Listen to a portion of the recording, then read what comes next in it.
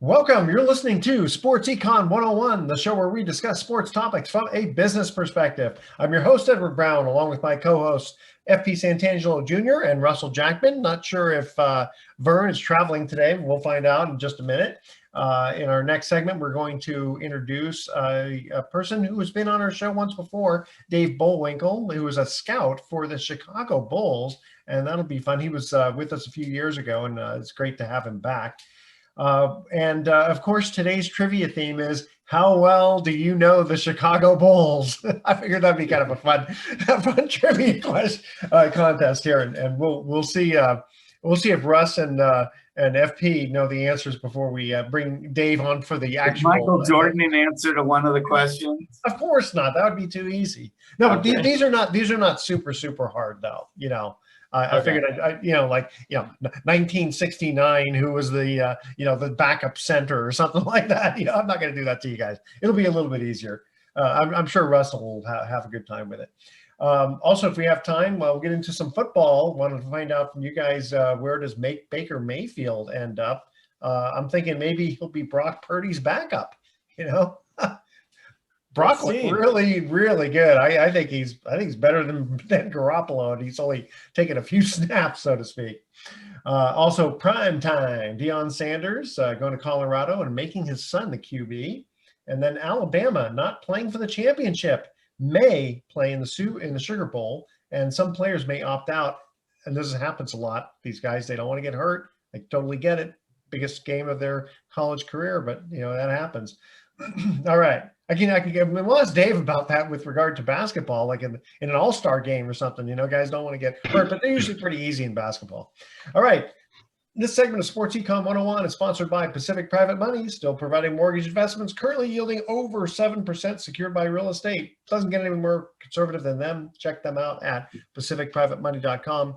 Don't touch that dial. Sports Econ 101 will be back with our special guest. Welcome back to Sports Econ 101. I'm Edward Brown, along with FP Santangelo Jr. and Russell Jackman, and then our special guest, Dave Bollwinkel, who is a scout for the Chicago Bulls. Now, when I say a scout, how many scouts are there, Dave? We have a relatively small group, smaller than a lot of teams. We have basically doing the bulk of the college work, which I do. I do Latin America for us as well. So FP, I have not been to Brazil, but I've been to Argentina scouting a number of times. Okay. So we have, like I said, a small group. Our director of scouting and one of our assistant GMs and myself do the bulk of the college work. People always ask, well, you live in California. How can you work for the Bulls? Well, we're on the internet now, so we know what that means. But the other thing is, do you work regionally? No, I cover the whole country. In fact, one of the things I was just working on is a number of the teams I have not seen yet in the East that I need to see. And do you just follow a lot of these games? You just watch tape?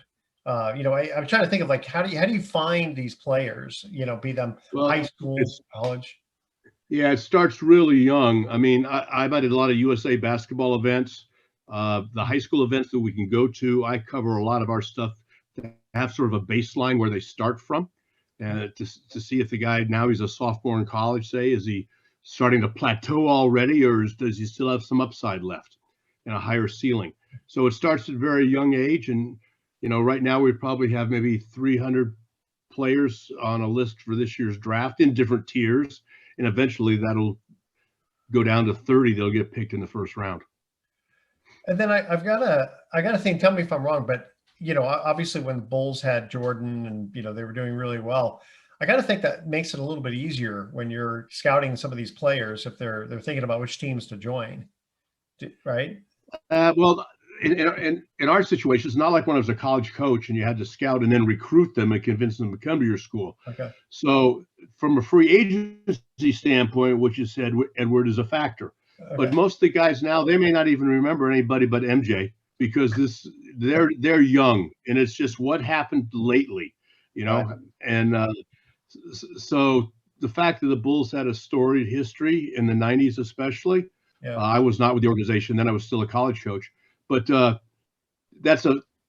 it might help some, and it's a great city to go to. I mean, we're a cold weather city, but it's a great basketball city. It's a great sports city, and we have a great building. We put 22,000 in there every night. Yeah. Dave, I got a question for you. So I don't know if you saw the Adam Sandler movie Hustle about the NBA scout that went international to find talent. How realistic is that movie? Is that a Hollywood movie, or does it get some things right? There are a few things right, okay, but not a lot. What I enjoyed most about the movie, FP, was the people I know that had cameo roles in the movie. Oh. That was kind of nice. I enjoyed that, to see them acting or whatever. Like Maurice Cheeks had a significant role in the movie, and he's one of our assistant coaches. Yeah, I really enjoyed that movie, and it's very interesting to see, like, is it really Hollywood, or is it kind of the real thing? So that's good insight. There were bits and pieces. Well, you know, it's funny. This is not sports per se, but you remember the movie The Wolf of Wall Street? You know, except for, you know, the thing what they did with the dwarfs and stuff, that's a little bit over the top. But the rest of that movie was actually very, very accurate. They must have really, you know, consulted with a bunch of people in that business, because I used to do the tax returns for a lot of guys in the municipal bond brokerage rather than the penny stock business. And that kind of stuff happened even in that part of it. So it's amazing how true that is. And yeah, and Adam Sandler did a pretty decent job. You know, it's so funny. You're always thinking about him as a comedian, but he played a pretty good straight role there. Yeah, absolutely. Dave, I got another question for you. With the NIL deals being a big thing right now across college sports, how has that affected your scouting? Yeah, it doesn't affect what I do. But Okay. I'll tell you what, if I was a college coach, I'd be looking for an exit strategy, because it's just become a disaster. Between the portal and the NIL, college athletics is not in a good place, unfortunately. oh, wow.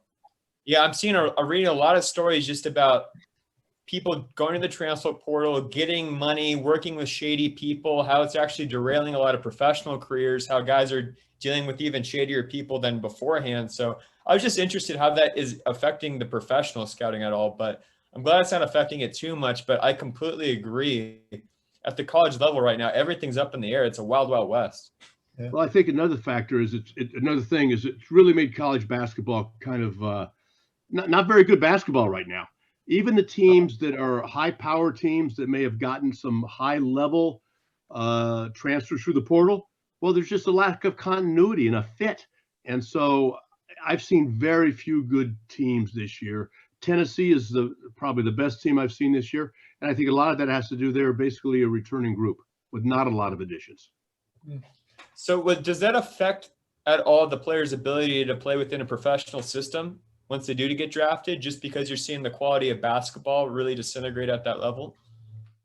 Yeah, I think you've got to focus a little less on how they fit in with the team, and a little more on their individual athleticism and skill set, because the continuity and the cohesiveness within the team from that perspective isn't going to be as good. That's going to kind of drive you crazy. You scout somebody for a long time, they're really, really good, but then for some reason they're a head case, and it's like, yeah! what's the earliest the youngest aged person that you've ever focused in on? You mean in terms of because of what you just said, Edward, or because just in general looking at them? Just in general looking. Yeah. I'm watching guys in 8th and 9th grade at our level. Yeah, and it just I'm not spending a whole lot of time there, but I know who those better guys are. But a lot of them, they're better if a player is really good, say as a 9th or 10th grader, and his major advantage over the opposition is strength. Well, that's probably going to equal out in the long run, because the other guys are going to mature a little bit later and catch up with him. So we're looking at those things as well. Yeah. But you're about the head case. You're telling me you wouldn't have drafted Kyrie Irving? Do you think that Steve Nash is happy he's out of there? I would have been. How would you like to have to put a team together around that distraction? Yeah. That's kind of good. And then how do you find out about these 8th and 9th graders? I'm talking to people all the time. I had a guy that runs a high school service called me a minute ago. I deleted the call, didn't listen to him, but I'm always keeping my ears open. One of the things I do, and I was sitting next to a young scout for the Spurs not long ago, and he said to me, "What's one thing you could tell me as an older scout?" And I said, that's helped you. I said, "I'm just smart enough to know I'm stupid." Yeah. Well, that's So what I just Einstein said. I know enough to realize I don't know that much, no Oh, question. wow. That's just kind of crazy. Just I'm thinking about how, you watch these young players and then, you putting together all the various facets, of the game, because they're obviously going to keep learning the game. They're just like, again, 8th, 9th grade, 10th grade, they learn, X amount, but then they're going to just continually grow. And so, you got to have some intelligent players on there too. On that. Okay, guys, you ready? You ready for our first trivia question? All right. We're talking about the how well do you know the Chicago Bulls? All right. Again, we're going to start off with an easy one here. In 1991, the Bulls finally defeated what team to reach the NBA Finals for the first time? All right. That's our trivia. Don't answer yet. When we come back, we're gonna see if the other guys know first. All right. In 1991, the Bulls finally defeated what team to reach the NBA Finals for the first time? All right, that's our trivia question. Email edward@sportsecon101.com. And don't touch that dial. We're going to be right back with our special guest, Dave Bollwinkel. Welcome back to Sports Econ 101. Edward Brown here, along with FP Santangelo Jr., Russell Jackman, and our special guest, Chicago Bulls scout, Dave Bollwinkel. Our first trivia question. In 1991, the Bulls finally defeated what team to reach the NBA Finals for the first time? FP. Pistons. Well, okay. Did you hear what Russ said? He said the Pistons. Yes, that is correct. So that was an amazing rivalry between the bad boys of Detroit. Yes, exactly. Yep. Yeah, Dave Lampier. He was the guy everybody loved to hate. Well, Isaiah Thomas, I think, was right on everybody else's list too, of one of those. But as much as I hated that team, I had so much respect for Joe Dumars. Yeah, because he was really kind of the silent assassin of that team, and quietly probably the best defender of that team, even when Rodman came on board. I think Dumars was still the guy that set the pace for the team's defensive stance and kind of the stoicism that team would portray. Well, I thought that's what it was so interesting about Dennis Rodman was, he was with the Pistons and they hated there was a rivalry there, and then suddenly, boom, he gets drafted, or he gets traded to the Bulls and helps them win some championships. I think I just saw a quote that Isaiah Thomas still doesn't like Michael Jordan too, like after all these years, because he kept him from being on the Olympic team, the dream team. Yeah, judge there. You won't see that in professional sports anymore. Everyone's just buddy, really close friends. There's not really like an intense rivalry like that in sports anymore. I could be wrong. You have to be politically correct now. Yeah, you have to use the right pronouns, So, Dave, I had a question for you. I didn't get it in the first break, but I'd like to ask you this question. I'm a big lover of basketball statistics. So I actually, a friend of mine and I just looked over the stats for the first 20 games of the NBA. And of course, we're seeing a huge rise in people shooting 3-point shots. But what I'm also seeing is almost a death in the era of shot blocking. And so I was wondering if that's something that you're seeing reflected in the kids that are coming up through your scouting, and what are your thoughts on that? You mean, Russ, that there are not as many blocked shots as in the past? Just nobody cares. Just not. There's maybe one or two guys on an entire team who can even call themselves rim defenders, and the rest are trying to plink, stuff from the outside. A couple of the guys that we saw shooting, I've seen shooting percentages up to 88% of guys' shots are coming from 3-point range.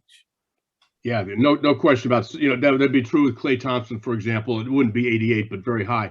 I think that the decline in the number of blocked shots deals more with the increase in the number of long jumpers taken. So there are not as many shots being taken at the rim. And certainly we're all looking for rim protection, but it's not quite as important as it used to be. I think also they call a lot more fouls than they did. Like, again, we're talking about the Pistons and Bulls. I mean, they wanted to see them battle it out like gladiators. And now, you barely touch someone and you get a foul. So I think that has a lot to do with it.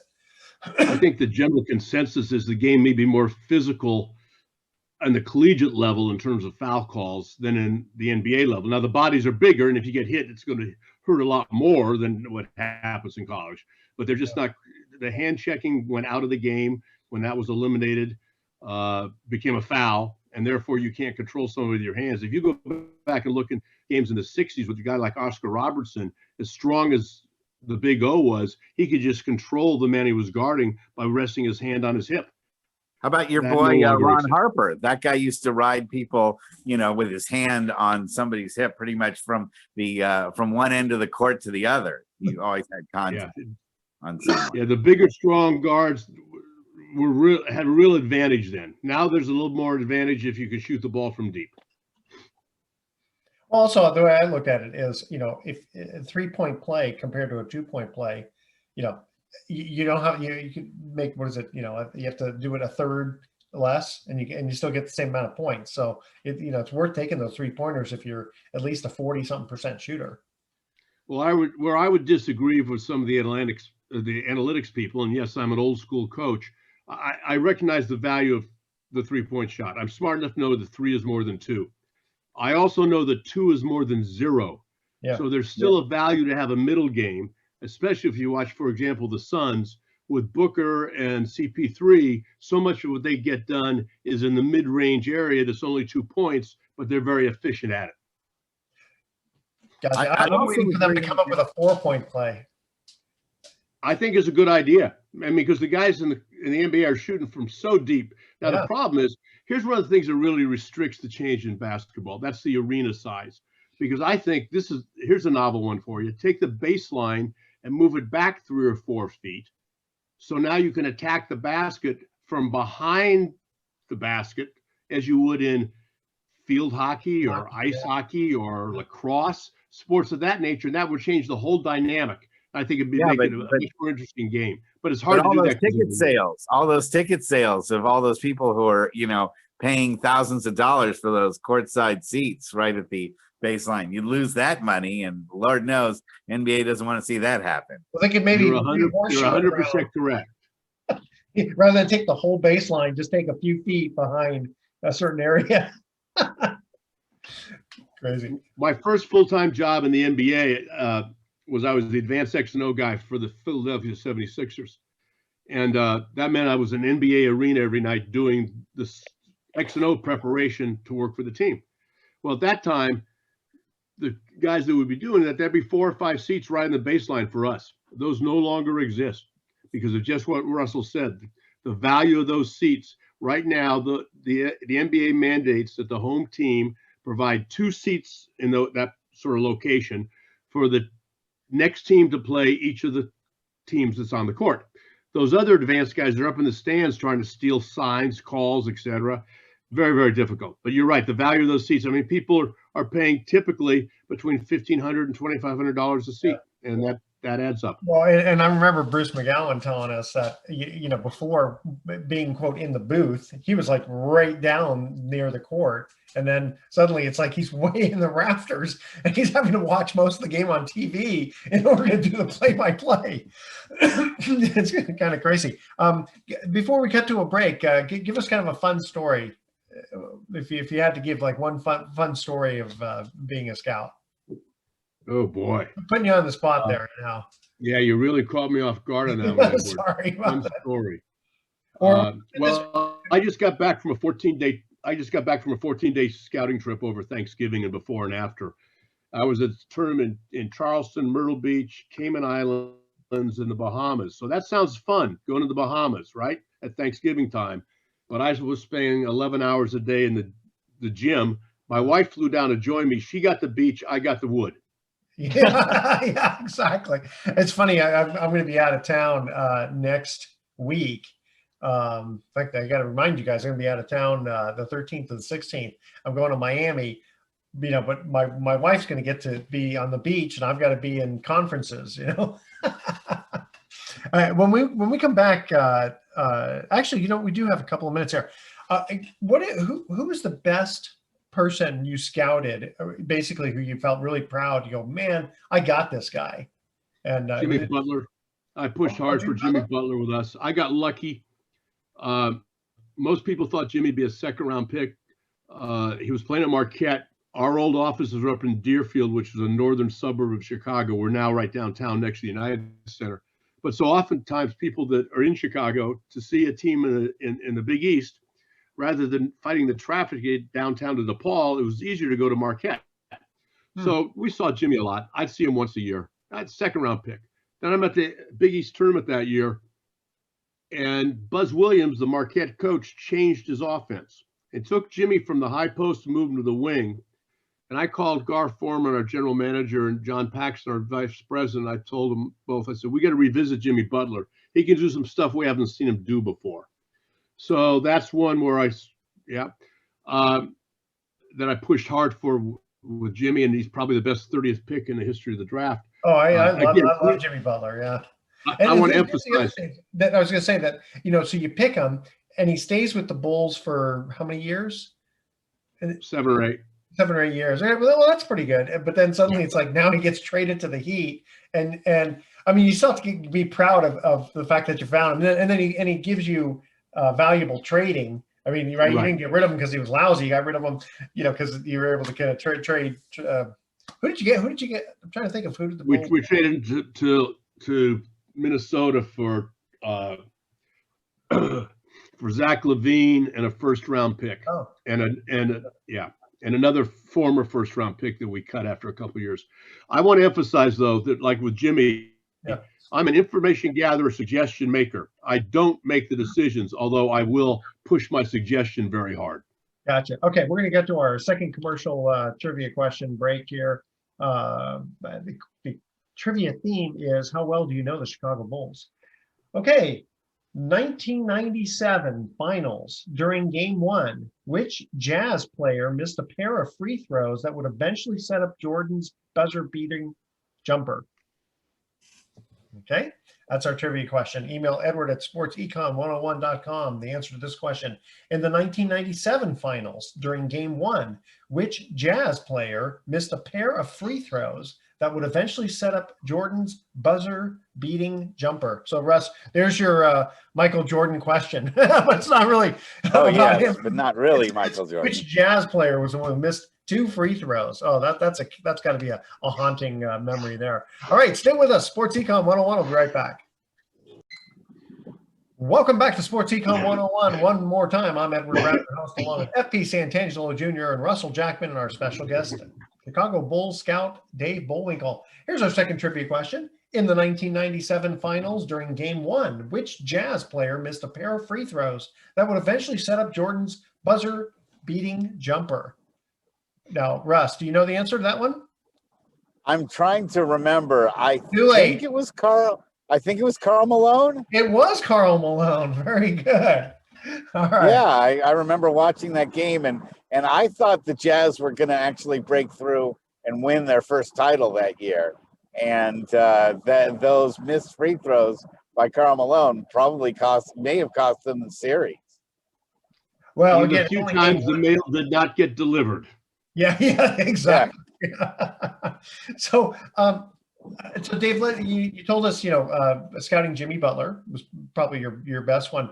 Have you tell us a story about ones of players who you scout and you thought, man, this guy's gonna be really good, and then it just fizzled out?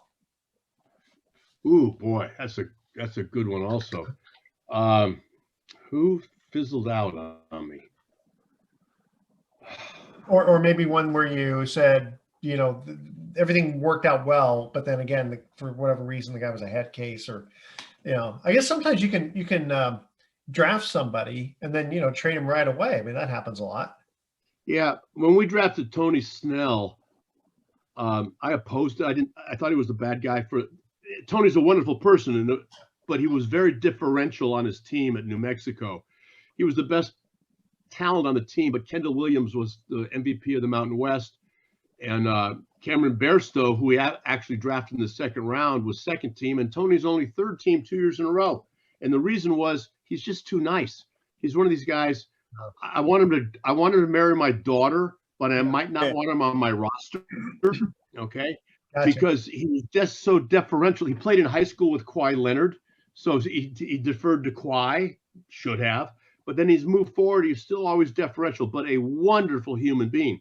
When Joakim Noah played for us, I told this to Joe. I told Joe one time, I said, I wish you'd date my daughter.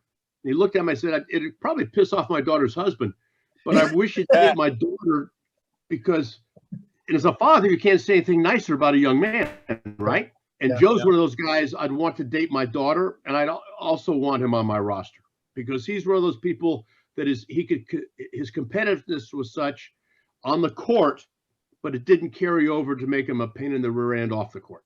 It's like a Steph Curry seems like that. Very much so. Couldn't agree with you more. Yeah. Wow. Let's see, guys, any more questions? Go ahead. Yeah, I got another question. So we were just talking off air, Dave, about how you'd meet with baseball scouts, right? Just because it's all the same ball. I thought that was very interesting. Can you kind of expand on that for the listeners about how scouts kind of all work in similar ways and from different sports? Well, I can learn from them. Fact is, a guy named Reggie Cobb was a very good running back, All-American at Tennessee, ran for over 1,000 yards several times with Tampa Bay. And I happened to bump, it's a long story, not worth telling how I met him, but he's working as a scout for the 49ers. Now, tragically, he died of a heart attack at a young age a few years ago. But he asked me to come down to training camp one time, and I went to training camp, and after watching practice, I had lunch, and then their whole scouting staff and I met together and kicked ideas around and how we're trying to evaluate players. And as we said off air, a big factor is how you try to find out the makeup of somebody. And it was ironic, Sam Presti, who was the vice president for Oklahoma City, was at that same practice I was at, but he was meeting with after lunch, he was meeting the Warriors capologist to discuss how to manipulate the salary cap issue. I saw Sam the next day at an event in LA, and we talked about that. He was doing what he does and soliciting suggestions from an NFL team, and I was doing what I do. I'm lower in the pecking order. He's a suit. I'm a scout. And I was talking with those guys about how to find out more about what makes them tick. I'm always, if I go to a game, I'm always there an hour and a half early, and I'm talking to people and picking their brains, trying to find stuff out. And the strength coaches are really important because they have a different mindset to work, and the managers are important because they're in the locker room with those guys. And I'm trying to find out, is this the kind of person we want on our team? Yeah, I was gonna say I got to think that you got to interview the high school coaches, the college coaches, because they'll know the lowdown for the most part, won't they? Yeah, and I will go when we narrow our group down in the spring to maybe 10 people that we're considering for this first round pick. Normally, I'll go to every one of the campuses then and spend a day interviewing people. And even their high schools. I remember Colin Sexton, who's now playing for the Jazz. When I went to see his high school coach at Pebblebrook in Atlanta, he said to me, "Coach, I've heard from 7 or 8 NBA teams. Why are you here talking to me in person?" His name was George Washington. I said, and this is funny because I think of George Washington and the cherry tree. I said, "George, because it's harder for you to lie to me this way." And he laughed. And I said, "Yeah, I can read your body language. We think in person I get probably 30 to 40% better answers." That's really good. Yeah. And are you for the most part like frenemies or friendly associates with other scouts from other teams? Oh yeah, but I lie to them all the time. Okay. I mean, I got a couple guys I might be honest with, but not many. All right. Yeah. Now, do you remember who Scotty Sterling was? Scotty Sterling he was Al Davis's right-hand guy with the Raiders originally. Oh. Then he ironically ended up going into the NBA. At one time, he was David Stern's assistant commissioner. He was the general manager of the Knicks. In his career, he's a Bay Area guy, went to El Cerrito High School. He died several years ago. Wonderful person. But he was working for the Kings as a scout. And we would get together after every draft to dissect the draft. And the rules were now we got to be honest with each other. Yeah.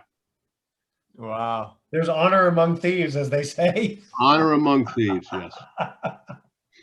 Wow. Yeah. Yeah, that's a difficult world just because there's so much information sharing and you don't know what's true and what's not. So you really need to get your primary sources in order. I wonder, Your points, your what FP, your about points well made. If I put into our database what I call a background report, I have to rank that source 1 to 5. Yeah. Wow. I mean, I got to think, interviewing the family, you get a real feel for who the kid is, if they come from a good upstanding home type of thing versus I know my son is the best and he's gonna and we're just gonna interview everybody. I got to think that it's like, oh man, I'm dealing with one of these kind of guys. What's interesting about that, Edward, if you look at the draft 2 years ago, there were 7 players with Nigerian background, or either Nigerian or had grown up in this country with Nigerian parents. One that's interesting is Desmond Bain, who plays for Memphis, is a very good player.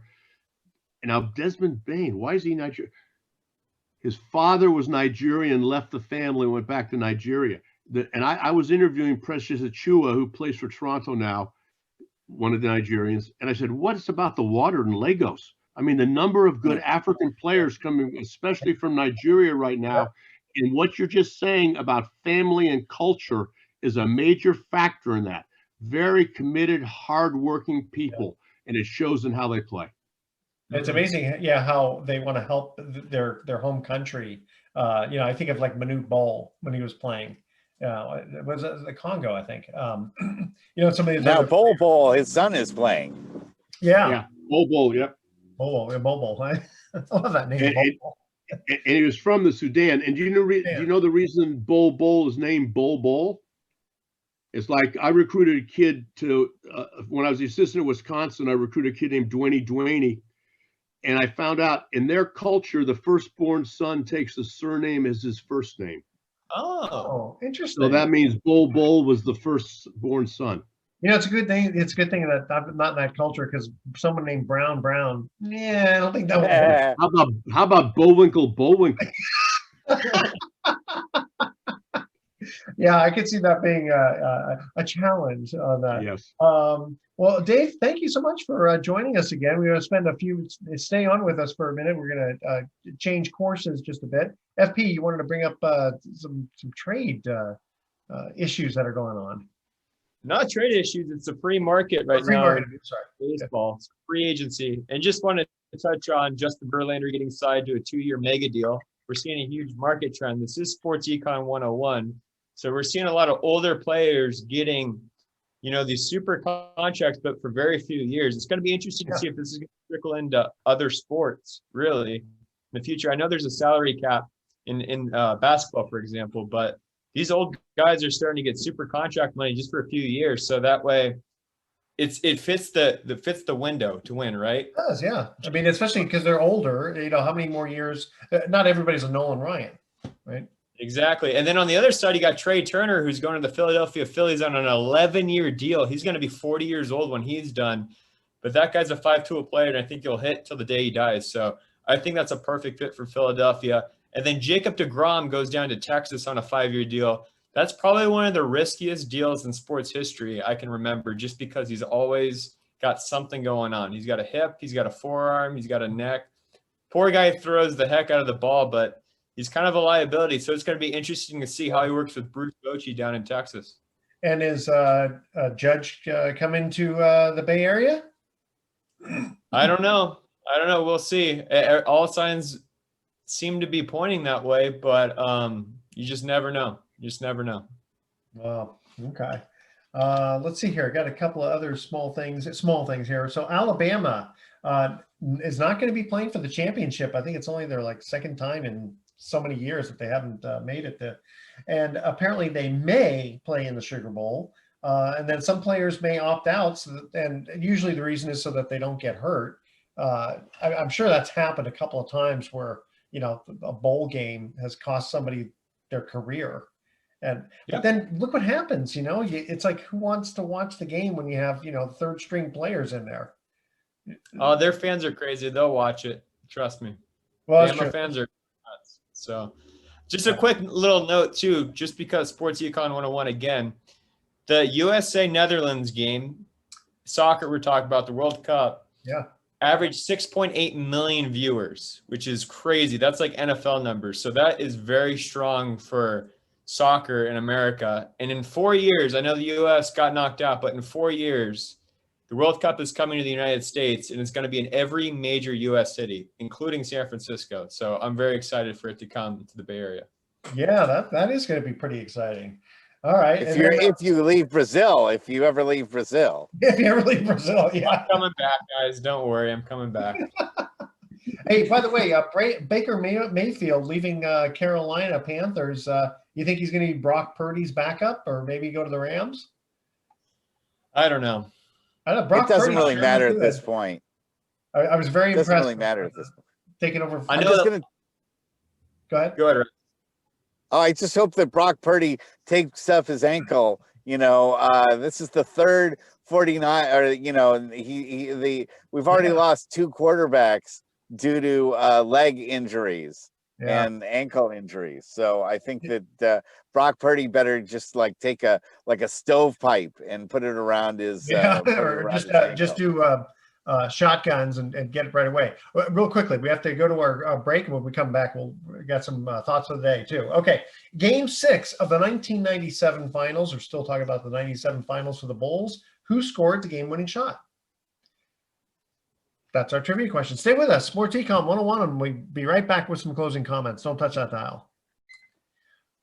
Back to Sports Econ 101. Last time for today, I'm Edward Brown, your host, along with FP Santangelo Jr., Russell Jackman, and our special guest, Dave Bollwinkel, Chicago Bulls scout. Okay, here's our last trivia question on the Chicago Bulls. In Game 6 of the 1997 finals, who scored the game-winning shot? FP. I don't know. Russ. I am going to say, I don't think it was Jordan because that was Game 7. So I'm gonna say, I'm going to say You're too late. Brian Russell. No, go ahead. Is it Steve Kerr? It's Steve Kerr. That is correct. Remember that? And Oh. remember when they did the they had all the guys up there afterward, and he goes, "Yeah, we didn't think we could trust Michael with the last shot, so I took it." At the championship parade, yeah, I said that. Very funny. Very funny quote. Very fun. Dave Bollwinkel, again, thank you so much for joining us. Here's our thoughts for the day. Ready? What kind of concert only costs 45 cents? A 50-cent concert featuring Nickelback. Okay. Yeah, you like that? Okay. And what did the grape say when it got crushed? Nothing. It just let out a little wine. Wine. There you go. Russ, I was waiting for you to fill in the gap on that. All right. I was starting to do the math and I didn't get to it fast enough. That's right. Okay. Tune in next week too. Sports Econ 101. Actually, we're not going to tune in next week, are we? Well, yes, that's true. I'm out of town. We're going to be doing a replay. So tune in. Yeah, but tune in next week anyway to hear what we did the show before. All right. Yeah. We're going to be discussing. Russell, you got me all mixed up. I got to start all over again. Well, you're the one who told us you're not going to be around, so I know that's I don't true. want to get people's hopes up. I don't want to get Still, people's audience, hopes up. tune in next week to Sports Econ 101. We'll be discussing For the sports. same show. Yeah, For the same right. show again. We'll be discussing sports topics from a business perspective and asking more sports trivia questions. Thanks for listening. On behalf of our team, I'm your host, Edward Brown. We'll see you next week. So long. Adios, everyone.